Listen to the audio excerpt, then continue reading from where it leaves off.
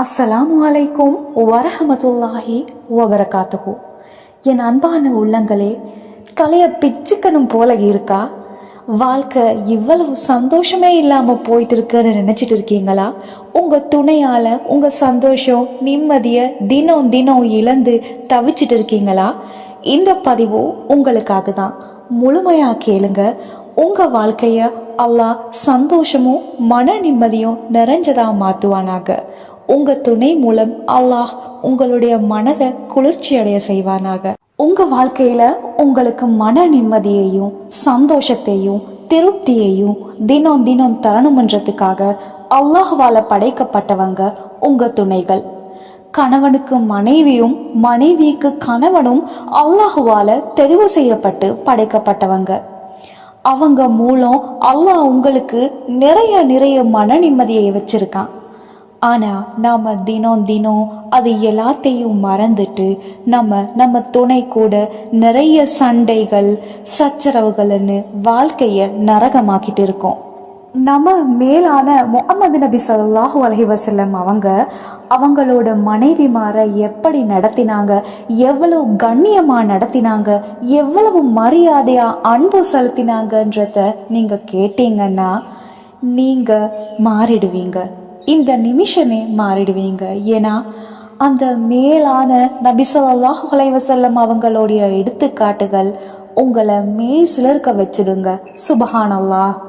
அது மட்டும் இல்லைங்க, நபிமார்களோட மனைவிமார்கள் நம் இன்றைய பெண்மணிகளுக்கு சிறந்ததொரு எடுத்துக்காட்டு.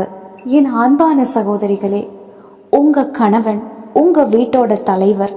அவருக்கு நீங்க கட்டுப்பட்டு பாருங்க, உங்க வாழ்க்கை சொர்க்கமாகிடும்.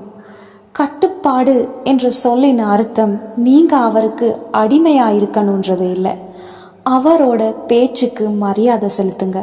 அவர் சொல்ற விஷயங்களுக்கு காது கொடுத்து அவர் சொல்றத நீங்க கேட்கும் போது உங்க வாழ்க்கை சொர்க்கமா மாறிடும். எந்த கணவனும் தன்னோட மனைவிக்கு தகாத விஷயங்களை சொல்ல மாட்டாரு. எல்லா கணவன்மாரும் தன் மனைவிமாரை அதிகம் நேசிக்கிறாங்க. அவங்க மனைவிமாருக்கு சொல்ற விஷயங்கள் எப்பவுமே மனைவிமாரோட நல்லதுக்காக தான் இருக்கும். ஸோ நம்ம கணவன் சொல்றத நம்ம கேட்கறதுனால ஒண்ணுமே குறைஞ்சி போகாதுங்க. மாறாக உங்க ரெண்டு பேருக்கும் இடையில இருக்கிற அந்த அன்பு நீங்க நினைச்சு கூட பார்க்க முடியாத அளவுக்கு மாறிடுங்க. உலகத்துல எல்லா மனைவிமாரும் ஏங்குறது என் கணவர் எனக்கு அன்பு செலுத்த மாட்டாரா அப்படின்றது தான். எல்லாமே உங்க கையில தான் இருக்கு சகோதரிகளே. நீங்க உங்க கணவனுக்கு மரியாதை செய்யும் போது, நீங்க அவங்க பேச்சை கேட்டு நடக்கும் போது இயல்பாகவே அந்த அன்பு உங்க மேல மலை போல பொழியும். நான் சொல்றேன்னு நீங்க இதை ட்ரை பண்ணி பாருங்க. லைஃப் ரொம்ப அழகானது. உங்க கணவன் சொல்றத நீங்க மதிச்சு நடக்கும் போது உங்க லைஃப் நிம்மதியா சந்தோஷம் நிறைஞ்சதா மாறிடும். இஸ்லாம் என்ன சொல்லுதுன்னா, ஒருத்தர் இன்னொருத்தர் மூலம் நிம்மதி அடையறதுக்காக அல்லாஹ் நம்மளோட துணையை நமக்கு படைச்சிருக்கான். ஒருத்தர் இன்னொருத்தர் மூலம் மன நிம்மதி அடையிறதுக்காக நம்ம துணைகளை படைச்சிருக்கான்.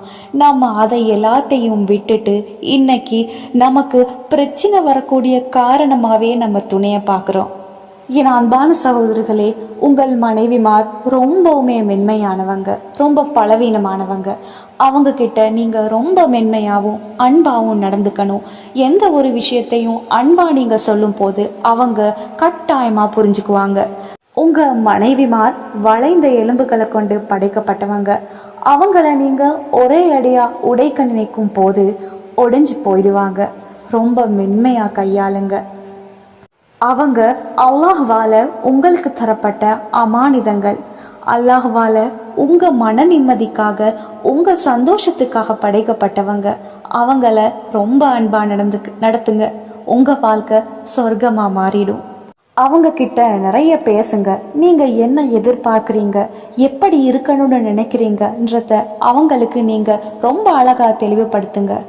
அவங்களுக்கு ஒரு முறை, 2 முறை, 3 முறை, 4 முறை கூட நீங்க தெளிவுபடுத்த வேண்டி வரலாம். ஆனா கடைசியில உங்க அன்பு ஜெயிச்சிடும். என் அன்பான சகோதர சகோதரிகளே, தனிமைன்றது அவ்வளவு கொடுமையானது. அது அனுபவிக்கிறவங்களுக்கு மட்டுமே தெரிஞ்ச ஒன்று தான் தனிமை. உங்களுக்கு கிடைச்ச வாழ்க்கை துணைய கணவன் மனைவியையும் மனைவி கணவனையும் கொண்டாடுங்க. இந்த அழகான வாழ்க்கை உங்களுக்கு சொர்க்கமாக மாறும்.